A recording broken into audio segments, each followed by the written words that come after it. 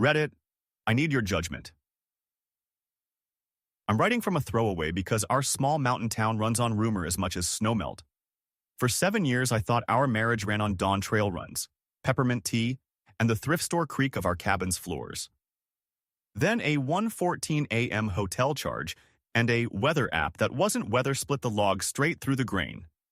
I'm Mara, 35F, a librarian in a valley town that smells like wood smoke 9 months of the year and sunscreen the other 3. My job is book spines, kids' story time, grant spreadsheets, and convincing people the microfilm machine isn't haunted.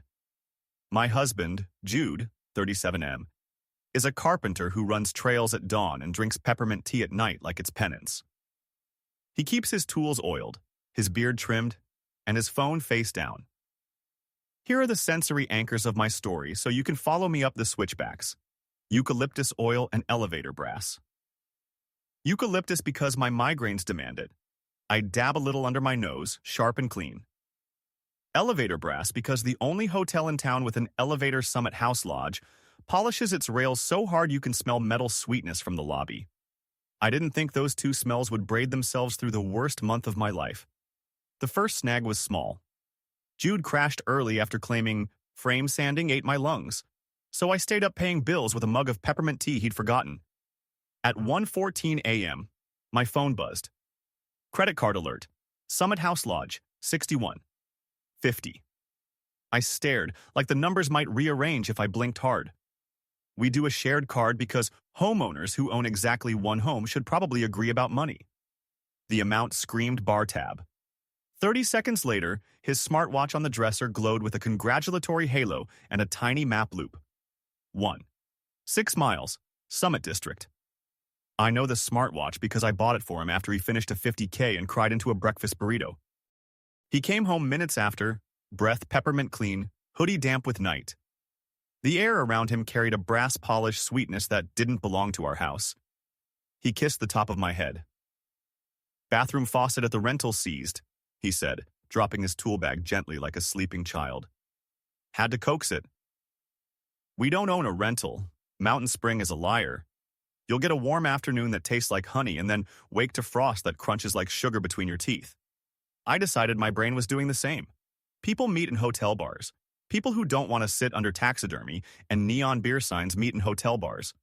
Jude does side jobs. Maybe he meant a client's rental. Our friend group has 2 Airbnbs between them. Nothing sinister about that. At breakfast, I stirred oatmeal and watched him stretch hamstrings on the floor. Back late, I said, aiming casual. He winced good-naturedly. Jesse's sink vomited rust. Summit House Bar was still open, so I got hot water for the wrench. Love that place's staff. They keep the rails so shiny it's like they're auditioning for a museum. He laughed, a small huff that means he wants me to think we're sharing a private joke. He kissed me, peppermint and soap. I pressed my fingers to my own wrist to steady a drum I didn't like. There's a version of me that asked right there, while the house still smelled like oatmeal and our mornings were still choreographed. I didn't. At work, I hosted toddler time and answered reference questions and shelved biographies while that alert sat under my thoughts like black ice. That afternoon, my coworker and friend Lynn, 32F, clocked me staring through the stacks. Lynn runs the teen programs and has bangs brave enough to be art. You're making librarian face at something that isn't a book, she said. Credit card ping at 1:14 a.m., I said. Summit House. Yikes, she said, then softer. Do you want comfort or clarity? Clarity, I said, and hated that the word tasted like betrayal. Okay. She pulled a sticky note from her pocket like a magician. Seatbelts first. Set alerts for anything at Summit House or gas in the Summit District over 25. Check the fitness app routes. People forget to lock down privacy zones. And Mara? Don't ask him until you have to. A vague confrontation makes vaguer gaslight. That night, I opened Jude's public Strava and saw a string of sunrise runs that made my heart ache for their beauty. Then I clicked a tiny toggle. Heat map. It showed a bright knot of activity from midnight loops around the Summit District. He never runs at night. Our town's gossip flows fastest on Instagram, officially for wildflower photos and unofficially for everything else. I don't post much. I mostly like dogs and trail conditions. but a green ring close friends. Stories popped above an account I didn't recognize, Ridge. Roads, with a profile photo of pine needles out of focus. It followed Jude. He followed back. Curiosity is a vice. I clicked request and said a quiet prayer to whatever algorithm judges yearning. I got let in within an hour. The stories were grainy, slow-drip domestic. A ceramic mug with a rim chip like a bite. A window with snow sheeting down behind it. A hand smoothing a duvet. Captions in lowercase white. Late check-in, warm light. Another. Room service brownies look better than they taste. LOL. In one frame, the corner of a room service menu appeared with STHSC LOD E, blurred by the angle but legible if you grew up here. Someone else's life, built half a mile from mine. Later, when Jude showered, his phone lit with a notes notification I've never seen before. Groceries. He's a list guy legendary for hardware store detail. I asked if I could add dish soap. He handed it over with zero fear. My fingertips shook as I scrolled. Eggs, coffee, caulk, sandpaper, and 218 extra towels, 1145 check-in, spare charger desk. Under groceries, there's a versions option most people never notice. I do. I tapped it. A previous title flashed. Summit list. I took screenshots like a person photographing a bear. Shaky, far away, proof. When he came out, steam moving through the hallway like weather, he smelled faintly of eucalyptus. He towel-dried his hair. Migraines? He asked, nodding at the little bottle near the bed. Just a whisper, I said. In my head, I asked 100 not whispers. Lynn sat with me at our tiny break room table and slid over a spiral notebook labeled seatbelts in black marker. Write down only things you could put in a letter to a stranger without apology, she said. No adjectives, just dates, times, amounts. I wrote 3:18, 1:14 a.m., Summit House Lodge, 61, 50, 3:18, 1:14 a.m. Strava route, 1 or 6 Mitzar, Summit District Loop Notes. App, groceries, 218 extra towels, 1145 check-in, spare charger desk. Previous title, Summit List. IG Ridge. Roads, close friend story, late check-in, warm light. Image. Room service, Summit House menu.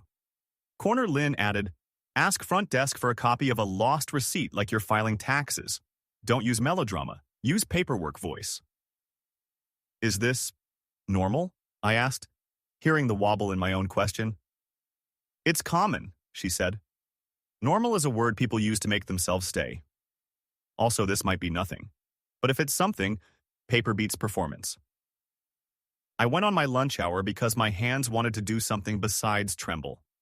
Summit House Lodge's lobby is a humid terrarium of money. Stone fireplace, a too large armchair that tilts toward throne, and those brass rails polished within an inch of their lives. I could smell them, the faint, sweet metal scent like coins warmed between fingers. Eucalyptus on my wrist fought with it. I asked the clerk if I could get a copy of a receipt for a home office deduction. He asked for a date. Last night, bar, I said, and kept my voice as flat as a checking account. He slid a paper across. Room 218, bar transfer, 61, 50, server R. Mendez. Seened? Jude F. My husband has an honest-to-God carpenter's signature solid, bare, efficient. It looked like itself on a page that shouldn't exist. I took a photo with that morning's newspaper under it in case anyone wanted to accuse me of forging paper out of grief. The confusion of smells outside the elevator brass, hotel cleaner, chlorine from the pool, followed me home like a dog. I opened windows just to let mountain air punch it back. Jude came in, cheeks pinked by wind, hair flattened by beanie. He kissed me and said, "You opened the place up, smells good." "Smells like brass and eucalyptus," I said, to see if anything flickered. He smiled, peppered with pity. "It smells like you," he said. Which is my favorite? That night the card pinged again, smaller. Summit House Market, 11:00. I watched the notification pulse like a bad heartbeat and did exactly nothing. At 12:32 a.m., Strava bragged on his watch again, 08 Summit District. When he came home, he put 2 bottles of water on the counter, quietly, like someone staging a normal. In the morning, I made a decision that felt like pulling a splinter with pliers. I would ask, clean in daylight. "Do you ever stay at Summit House?" I said, pouring coffee. "Like ever?" He didn't blink. "Once last year when we lost heat and your mom was here," he said easily. "Why?" I put the receipt between us. He exhaled, mouth a thin line. "Bar transfer," he said. "We pushed Jesse's tab to his room because his card was glitching. You know Jesse. He is a walking glitch." I slid the notes screenshot over. "And the towels?" He reached across the table, palm up. "Mara, you're building a monster out of laundry. You get panicky after winter every year. I love you through it, remember? Let me love you through this. Please don't start looking for secrets. You'll find ghosts instead." It was an elegant gaslight, concern forward, accusation tucked into the folds. I asked him to meet me at the library after hours because it is my cathedral, and I needed the wooden tables and high windows to remind me I'm not a person who picks fights in kitchens. He sat in a study carrel like a teenager doing penance. "I'm going to put a few things down and ask you not to tell me about my mother's anxiety," I said, sliding the notebook across. He read quickly. I could see him cataloging which parts to fight and which to fold. "The Instagram stories," he said. "That's Allie's account. She's a photographer. She posts from everywhere. It's atmospheric." He smiled, boyish and a little exasperated. "Your detective work is cute, but you're scaring me. And frankly, it's controlling. You went through my notes." "I didn't," I said. The phone lit up. "And you read it," he said softly. "That's reading my diary." "I read 2 to 18 extra towels," I said. "That's a receipt." He stood and paced between stacks of regional history and genealogy, then came back and crouched to my eye level. "I think you should talk to someone," he said. "I can make an appointment with Dr. Peters. We could do couples. I can cancel the out-of-town job this weekend so we can reset. Love bombing always smells like peppermint tea and fresh sheets." He promised dinner at the new place down valley, a weekend hike, calling my sister. For 24 hours, I believed the version of life where my marriage was a body with a pulled muscle, not a punctured lung. I found it by accident, like most people find alternate lives looking for a different thing. I was vacuuming his truck because he had an early job, and I was in that kind of mood. Under the passenger seat, a trail-running vest he hadn't worn in weeks, still crusted with a ring of salt. In the back pocket, a phone, slim, case clear as if to say it wasn't hiding. The lock screen showed a photo of the ridge at golden hour, the same angle Jude runs to text me top-of-the-world photos. Only the time zone readouts at the bottom were off, like they belonged to a different life. Cliffside, 0712. The phone unlocked with the same code as ours because liars are also lazy.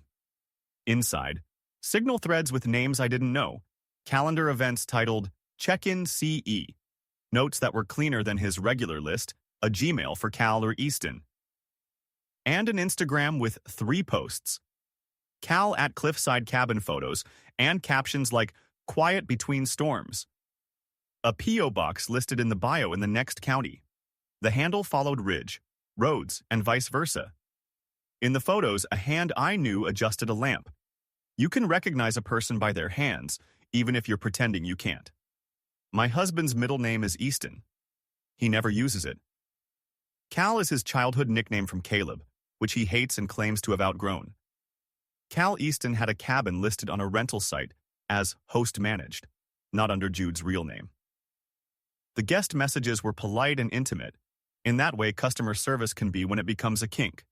Leave key and brass planner, warm the bathroom floor, brownies in the fridge if you arrive late, brownies that looked like the close friend story. I sat on the truck's running board and inhaled so sharply, the eucalyptus on my wrist made me lightheaded. For the first time since the alert started, I didn't cry. I didn't even shake. The second phone stopped being a device and became an organ I didn't know our life had grown. When he came out to leave, I put the phone on the hood.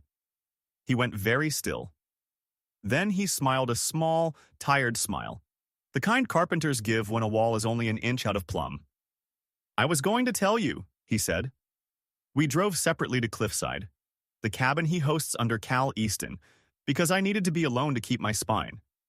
It's 20 minutes over the pass and smells like sun-warmed pine and, in winter, chains on asphalt. The cabin itself is tasteful in the way Pinterest makes taste. Wool throws, a leather chair, a coffee table made from reclaimed beams. The heating vents blew a humid hotel laundry smell that made my stomach list. A brass planter by the front door held a spare key in a magnet case. Of course it did. Tell me the story you tell other people first, I said, standing near the kitchen island where someone had arranged oranges in a bowl like they live on magazine covers. He leaned against the counter. Peppermint again. I could have laughed. It's an investment, he said. I bought it with money from the house I inherited from my aunt and didn't want to deal with the town asking why I can afford anything. It's not illegal to have a host name. Airbnb encourages it. Cal is easier to spell than Jude. You told me we couldn't replace the washing machine because we were practicing minimalism, I said. And you have a rental? His jaw worked. It's mine, not ours. I'm allowed one thing. Then, softer, I wanted a place that wasn't a job site and wasn't home. I thought you'd say it was frivolous, so I didn't tell you. Who does Ridge Roads belong to? I asked. A friend, he said. Not. That's not. He rubbed his forehead until it went red. Mara, stop narrating this like a court record. There's a guest message that says, "You again?" With a winking emoji, I said. From R, and a message that says, "You smell like eucalyptus," from you. I like your migraines, he said helplessly, and I hated how the sentence tugged something in me anyway. I walked to the bathroom because my body sometimes saves me from conversation. Behind the door, hanging on a hook, a robe that wasn't ours, and a small canvas bag with a travel-size bottle of eucalyptus oil and a pack of peppermint tea. The bag had a stitched initial, R. At the front desk of Summit House later, I asked politely again whether Cal Easton had ever requested a key for room 218. The clerk, who should run for office with the amount of discretion he manages, kept his face blank and said, "We cannot share guest information, ma'am." Then he slid a printout in an envelope with a sticky note on top. You didn't get this from me. Inside, key access, RM 2118 318 2357 01 12 01 47. Issue 2, Easton, C. The paper felt heavier than it should. Back at the cabin, I put the envelope on the counter next to the bowl of oranges and watched him read it. He didn't say, "I'm sorry." He said, "Do you want to break my life?" "No," I said. "I want to stop being written out of it." Edit. I met with a lawyer in a low building that smells like carpet glue and lemon wipes. We filed for a temporary separation with a freeze on hospitality charges and an order to preserve digital communications under both identities, Jude F. and Cal Easton. We opened a separate account for my paycheck. I asked for the cabin's mortgage and revenue statements under discovery. He said he'd rather die. The court said he'd rather disclose. I emailed Airbnb's host, Trust and Safety, with the documents.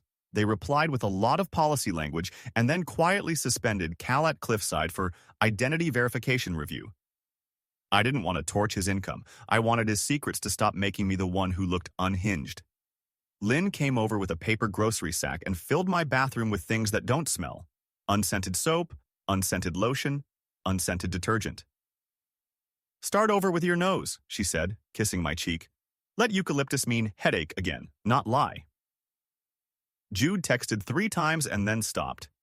You're choosing paperwork over love. I didn't cheat. I compartmentalized. Tell Lynn to stop meddling. I didn't reply. My sister called and cried and then mailed me our grandmother's quilt, which smells like 100 washings and nothing else. I sleep under it now like a person who knows which stories to keep warm. I drove up to the ridge last night. No cabin, just the turnout where you can see town lights puddle in the valley like spilled milk. It was cold enough that my breath made a thin cloud and then disappeared. A truck passed smelling like diesel and pine sap. I dabbed a little eucalyptus oil under my nose because a headache was threatening, and for the first time in weeks, I smelled what I meant to smell. Sharp, clean, mine, and not a lobby I didn't choose. Jude and I are not done legally. We might be done in every way that matters. He says he didn't sleep with anyone. He says he built a second self because the first one was always watched. He says he picked Cal because he wanted to feel young and blank. Easton because it's his and nobody ever cared about my middle name. I can hold compassion and boundaries at the same time. My therapist, yes, I found my own, not Tasha's, insists the human spine is designed for both. Here's the twist that matters to me, the one I need Reddit to see. It wasn't just an affair, it was a parallel lease, a parallel name, a parallel life lived half a mile from our bed with elevator brass and bowls of oranges and close friend stories. I wasn't allowed to view as a wife but was invited to view as a follower. It was gaslighting with the smell of peppermint tea. And then it was something colder, an alternate identity where I'd been edited out in a sentence so clean you could frame it. I don't want revenge that tastes like blood. I want boring boundary letters and bank statements that arrive with one name on them. I want to be a person who knows how her house smells. I want to read to toddlers on Tuesday mornings and help a teenager print her scholarship essay and teach the microfilm to purr instead of screech. I want to hike without checking Strava heat maps. I want elevator brass to go back to being just metal, not a trigger. This morning I washed the mugs. The water ran hot, the steam fogged the window, the eucalyptus bottle sat on the sill like a tiny lighthouse. I turned off the scented diffuser I'd bought in a panic and opened the window to let mountain air in. It smelled like nothing I needed to interpret. The floorboards creaked in that old cabin way. My life tilted and then settled. Lynn texted, "Teen poetry night tonight. Theme, maps we burned." "You reading?" I wrote back. "Maybe. If you need a verdict info, you have it. AITA?" I don't think so for choosing paper over performance. The scar I'll keep is the one that smells like brass and eucalyptus, the reminder that a double life can be as simple as a second phone under a salt-stiff trail vest. The rebirth is quieter than revenge. It's a room with unscented soap, a window cracked to night air, and me, not erased.